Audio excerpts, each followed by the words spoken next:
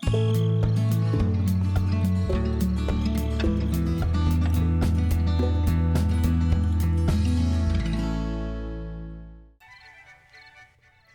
to Thueringer for Farming Simulator 15.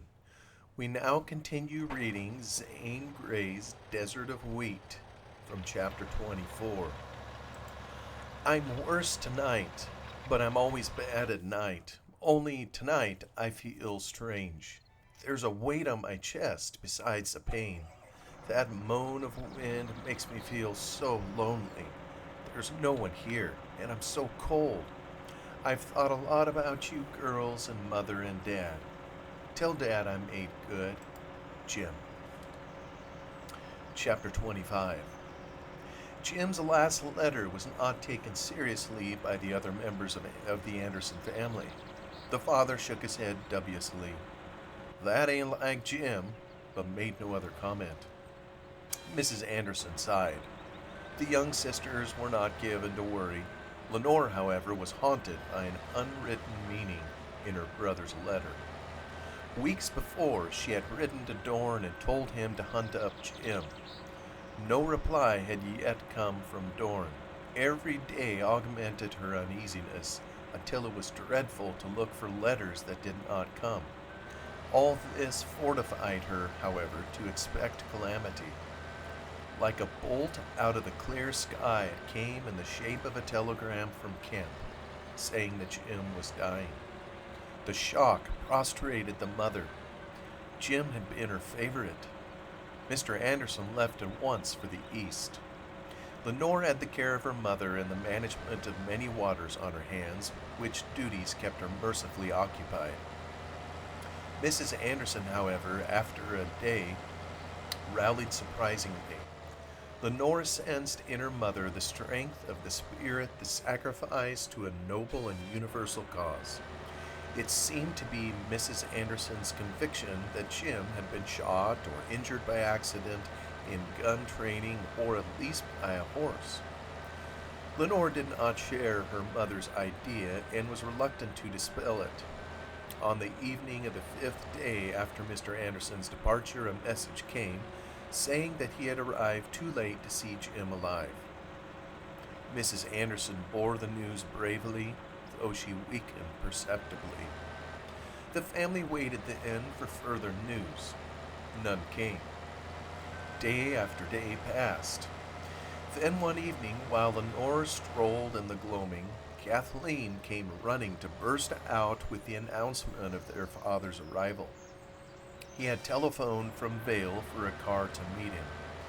Not long after that, Lenore, who had gone to her room, heard the return of the car and recognized her father's voice.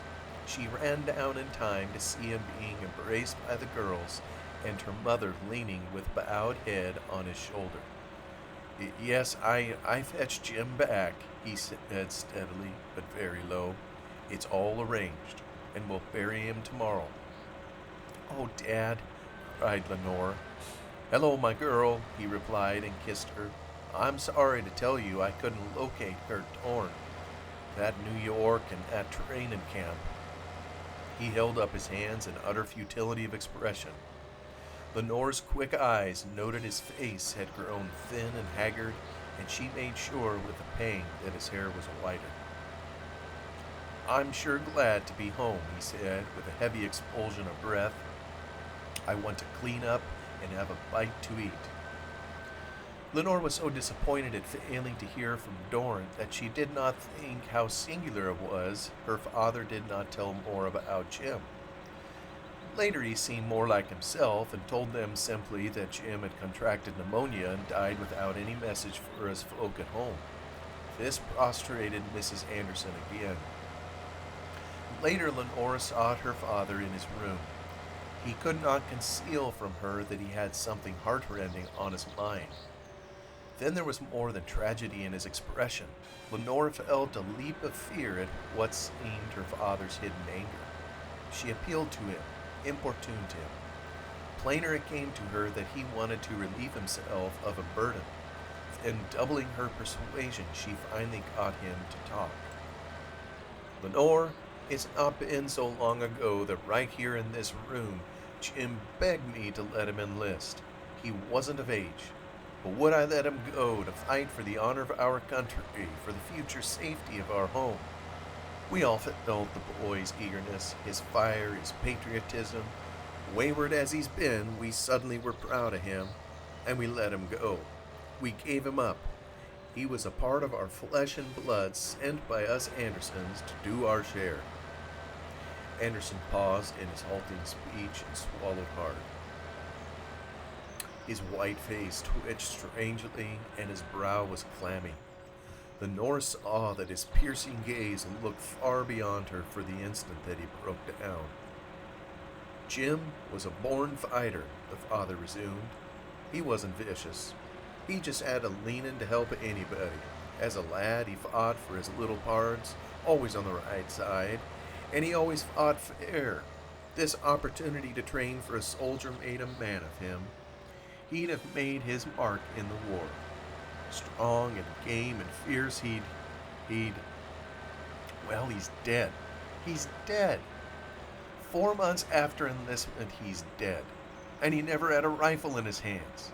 He never had his hands on a machine gun or a piece of artillery. He never had a uniform. He never had an overcoat. He never... And Mr. Anderson's voice shook so that he had to stop to gain control. Lenore was horrified. She felt a burning stir within her. "Let me get this out," choked Anderson, his face now livid, his veins bulging. "I'm drove to tell it. I was near all day locating Jim's company, found the tent where he'd lived. It was cold, damp, muddy. Jim's messmates spoke high of him, called him a prince. They all owed him money. He'd done many a good turn for them. He had only a thin blanket and he caught cold. All the boys had colds. One night he gave that blanket to a boy sicker than he was. Next day he got worse. There was miles and miles of them tents. I like to never found the hospital where they sent Jim.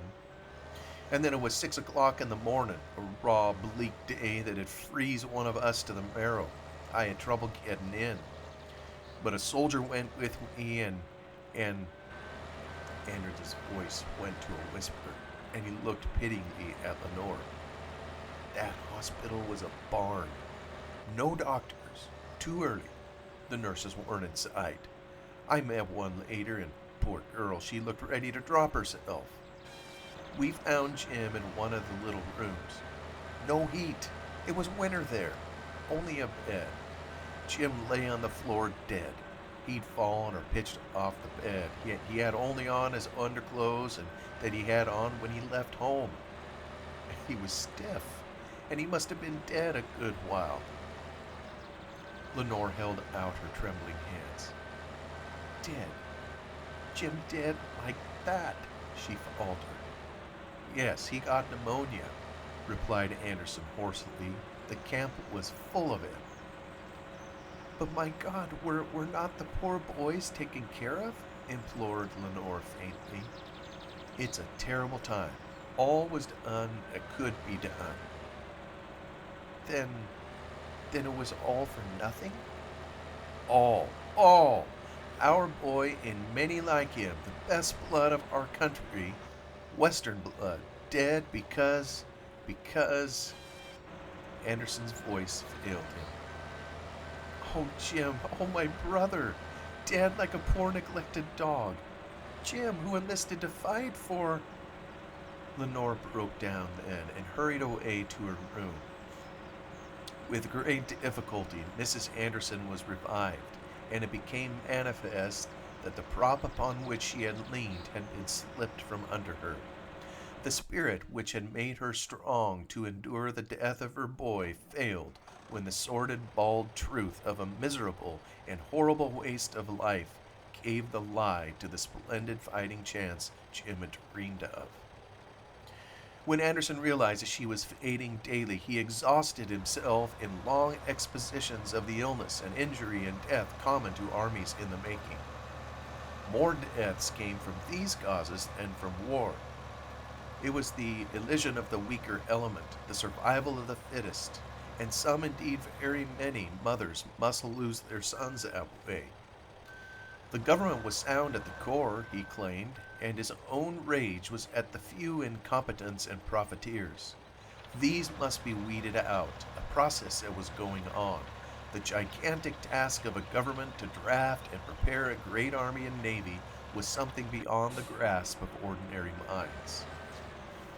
Anderson talked about what he had seen and heard, proving the wonderful strides already made. But all that he said now made no impression upon Mrs. Anderson. She had made her supreme sacrifice for a certain end, and that was as much the boy's fiery ambition to fight as it was her duty, common with other mothers, to furnish a man at the front. What a hopeless, awful sacrifice. She sank under it. Those were trying days for Lenore, just succeeding her father's return, and she had little time to think of herself. When the mail came day after day without a letter from Dorn, she felt the pang in her breast grow heavier. Intimations crowded upon her of impending troubles that would make the present one seem light. It was not long until the mother was laid to rest beside the son. When that day ended, Lenore and her father faced each other in her room, where he had always been wont to come for sympathy. They gazed at each other with hard, dry eyes. Stark, naked truth, grim reality. The nature of this catastrophe, the consciousness of war, dawned for each in the look of the other. Brutal shock, and then this second exceeding bitter woe awakened their minds to the futility of individual life. "Lenore, it's over," he said huskily as he sank into a chair. "Like a nightmare. Now what have I got to live for?" "You have us girls," replied Lenore. And if you did not have us, there would be many others for you to live for. Dad, can't you see now?" "I reckon, but I'm growing old and maybe I've quit." "No, Dad, you'll never quit. Suppose all we Americans quit. That'd mean a German victory. Never, never, never." "By God, you're right," he ejaculated with a trembling strain of his face suddenly fixing. Blood and life shot into his eyes. He got up heavily and began to stride to and fro before her. "You see clearer than me. You always did, Lenore." "I'm beginning to see, but I can't tell you," replied Lenore, closing her eyes. Indeed, there seemed a colossal vision before her, veiled and strange. "Whatever happens, we cannot break. It's because of the war. We have our tasks, greater now than ever we believe could be thrust upon us. Yours to show men what you are made of, to raise wheat as never before in your life. Mine to show my sisters and my friends, all the women, what their duty is. We must sacrifice, work, prepare, and fight for the future." "I reckon," he nodded solemnly. "Loss of mother and Jim changes this damned war. Whatever's in my power to do must go on, so someone can take it up when I—" "That's the great conception, Dad," added Lenore earnestly. "We are tragically awakened. We've been surprised, terribly struck in the dark. Something monstrous and horrible. I can feel the menace in it for every family in this broad land." "Lenore, you said once that Jim— Now, how did you know it was all over for him?" "A woman's heart, Dad. When I said goodbye to Jim, I knew it was goodbye forever." "Did you feel that way about Kurt Dorn?" "No, he will come back to me. I dream it. It's in my spirit, my instinct of life, my flesh and blood life of the future. It's in my belief in God. Kurt Dorn's ordeal will be worse than death for him, but I believe as I pray that he will come home alive." "Then after all, you do hope," said her father. "Lenore, when I was down east, I seen what women were doing. The bad women are good and the good women are great. I think women have more to do with war than men, even if they do stay home. It must be because women are mothers. Lenore, you've bucked me up. I'll go at things now. The need for wheat next year will be beyond calculation. I'll buy 10,000 acres of that wheatland round old Chris Oren's farm, and my shot at the Germans will be wheat. I'll raise 1,000,000 bushels. Next morning in the mail was a long, thick envelope addressed to Lenore in handwriting that shook her heart and made her fly to the seclusion of her room. New York City, November. Dearest, when you receive this, I will be in France. Then Lenore sustained a strange shock. The beloved handwriting faded, the thick sheets of paper fell, and all about her seemed dark and whirling as the sudden joy and excitement stirred by the letter changed to sickening pain. France! He's in France? She whispered. Oh, Kurt! A storm of love and terror burst over her. It had the onset and the advantage of a bewildering surprise.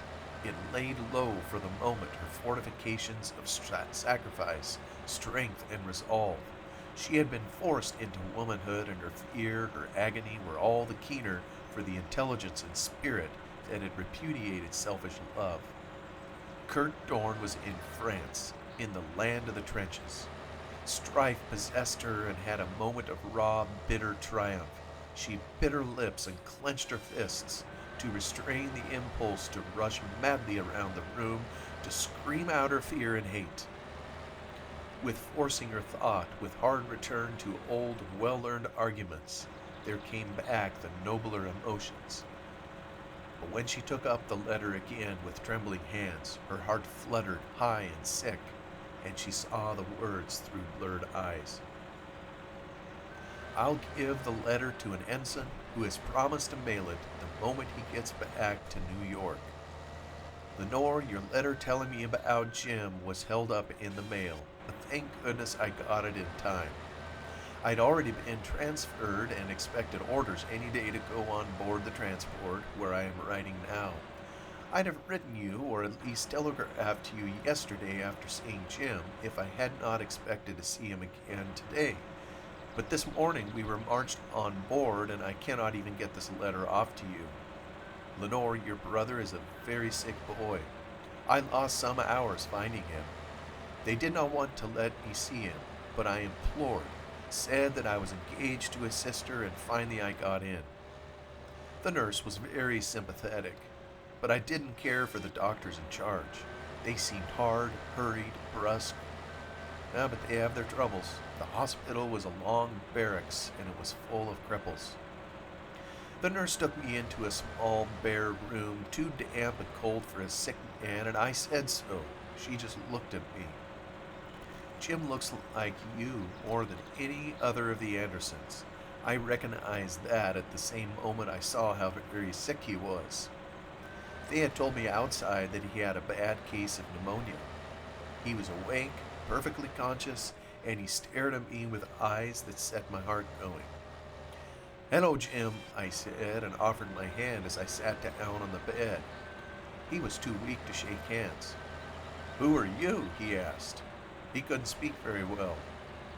When I told him my name and that I was his sister's fiancé, his face changed so that he did not look like the same person. It was beautiful.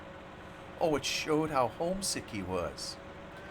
Then I talked a blue streak about you, about the girls, about many waters, how I lost my wheat and everything.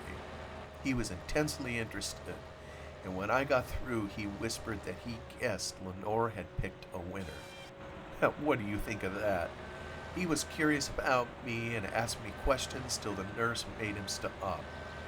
I was never so glad about anything as I was about the happiness it evidently gave him to meet me and hear from home. I promised to come next day if we did not sail. Then he showed what I must call despair. He must have been passionately eager to get to France. The nurse dragged me out. Jim called weakly after me, "Goodbye, Kurt. Stick some Germans for me." I'll never forget his tone nor his look. Lenore, he doesn't expect to get over to France. I questioned the nurse, and she shook her head doubtfully. She looked sad. She said Jim had been the lion of his regiment. I questioned a doctor, and he was annoyed.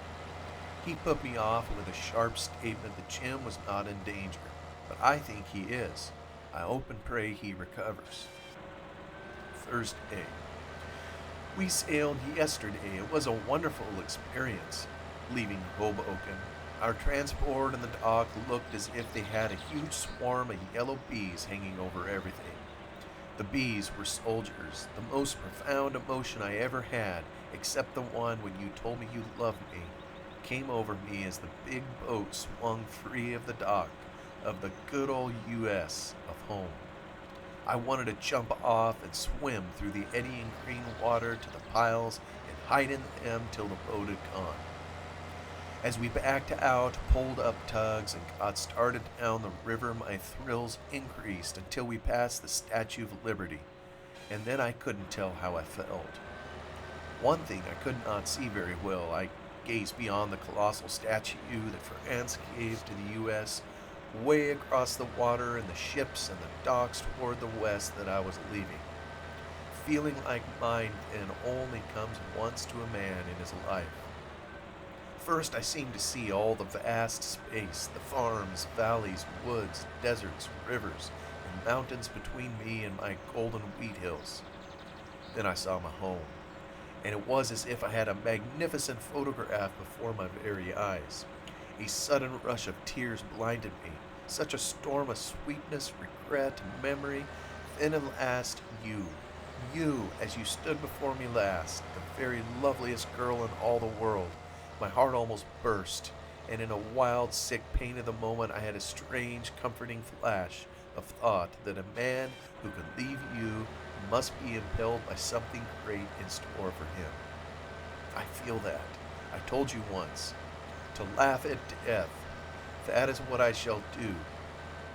But perhaps that is not the great experience which shall come to me. I saw the sun set and the sea way back toward the western horizon, where the thin, dark line that was land disappeared in the red glow. The wind blows hard, the water's rough, dark gray, and cold. I like the taste of the spray. Our boat rolls heavily, and many boys are already sick. I do not imagine the motion will affect me. It is stuffy below deck. I'll spend what time I can above, where I can see and feel. It was dark just now when I came below, and as I looked out into the windy darkness and strife, I was struck by the strangeness of the sea, and how it seemed to be like my soul. For a long time I have been looking into my soul, and I find such ceaseless strife, such dark, unlit depths, such chaos. These thoughts and emotions always with me keep me from getting close to my comrades. No, not me, but it keeps them away from me. I think they regard me strangely. They all talk of submarines. They are afraid. Some will lose sleep at night. But I never think of a submarine when I gaze out over the tumbling black waters. What I think of, what I am going after, what I need seems far, far away. Always. I am no closer now than when I was at your home. So it has not to do with distance, and Lenore, maybe it has not to do with trenches or Germans. Wednesday. It grows harder to get a chance to write and harder for me to express myself. When I could write, I have to work or am on duty. When I have a little leisure, I am somehow clamped. This old chugging boat beats the waves hour after hour, all day and all night. I can feel the vibration when I'm asleep. Many things happen that would interest you, just the duty and play of the soldiers. For that matter, and the stories I hear from lip to lip, and the accidents. Oh, so much happens. But all these rush out of my mind the moment I sit down to write. There is something at work in me, as vast and heaving as the ocean. At first I had a fear, a dislike of the ocean, but that is gone. It is indescribable to stand on the open deck at night as we are driving on and on and on, to look up at the grand silent stars that know, that understand, yet are somehow merciless, to look out across the starlit moving sea. Its ceaseless movement at first distressed me. Now I feel that it's perpetually moving to try to become still, to seek a level, to find itself, to quiet down to peace. But that will never be. And I think if the ocean is not like the human heart, then what is it like? This voyage will be good for me. The hard, incessant, objective life, the physical side of a soldier, somehow comes to a halt on board ship. And every hour now is immeasurable for me. Whatever the mystery of life, of death, of what drives me, of why I cannot help fight the demon in me, of this thing called war, the certainty is that these dark, strange nights on the sea have given me a hope and faith that the truth is not utterly unattainable. Sunday. We're in the danger zone now with destroyers around us and a cruiser ahead. I am all eyes and ears. I lose sleep at night from thinking so hard. The ship doctor stopped me the other day, studied my face. Then he said, "You're too intense. You think too hard. Are you afraid?" And I laughed in his face. "Absolutely no," I told him. "Then forget and mix with the boys. Play, cut up, fight. Do anything but think." That doctor is a good chap, but he doesn't figure Gert Dorn if he imagines the Germans can kill me by making me think. We're nearing France now and the air is charged. An aeroplane came out to meet us, welcome us I guess, and it flew low. The soldiers went wild. I never had such a thrill. The air game would just suit me if I were fitted for it, but I'm no mechanic. Beside, I'm too big and heavy. My place will be in the front line with a bayonet. Strange how a bayonet fascinates me. They say we can't write home anything about the war. I'll write you something whenever I can. Don't be unhappy if you do not hear often or if my letters cease to come. My heart and my mind are full of you. Whatever comes to me, the training over here, the going to the trenches, the fighting, I shall be safe if only I can remember you. With love, Kurt. Lenore carried that letter in her bosom when she went out to walk in the fields, to go over the old ground she and Kurt had trod hand in hand. From the stone seat above the brook she watched the sunset. All was still except the murmur of the running water, and somehow she could not long bear that. As the light began to shade on the slopes, she faced them, feeling as always a strength come to her from their familiar lines. Twilight around her, high above the ranch, and absolutely alone. She would have this lonely hour, and then all her mind and energy must go to what she knew was imperative duty. She would work to the limit of her endurance. It was an autumn twilight, with a cool wind, gray sky, and sad barren slopes. The fertile valley seemed half obscured in melancholy haze, and over toward the dim hills beyond night had already fallen. No stars, no moon, no afterglow of sunset illumined the grayness that in this hour seemed prophetic of Lenore's future. "Safe," he said. "I shall be safe if only I remember you," she whispered to herself wonderingly. Well, what did he mean? Pondering the thought, she divined it had to do with Dorn's singular spiritual mood. He had gone to lend his body as so much physical brawn, so much weight, to a concerted movement of men, but his mind was apart from a harmony with that. Lenore felt that whatever had been the sacrifice made by Kurt Dorn, it had passed with his decision to go to war. What she prayed for then was something of his spirit. Slowly in the gathering darkness she descended the long slope. The approaching night seemed sad with autumn song of insects. All about her breathed faith, from the black hills above, the gray slopes below, from the shadowy void, from the murmuring of insect life in the grass. The rugged fallow ground under her feet seemed to her to be a symbol of faith. Faith that winter would come and pass, the spring sun and rain would burst the seeds of wheat, and another summer would see the golden fields of waving grain. If she did not live to see them, they would be there just the same. and so life and nature had faith in its promise. That strange whisper to Lenore, the whisper of God. Chapter 26. Through the pale obscurity of a French night, cool, raw, moist, with a hint of spring in its freshness, a line of soldiers plodded along the lonely, melancholy lanes. Wan starlight showed in the rifts between the clouds. Neither dark nor light, the midnight hour had its unreality in this line of marching men, and its reality in the dim, vague hedges, its spectral posts, its barren fields.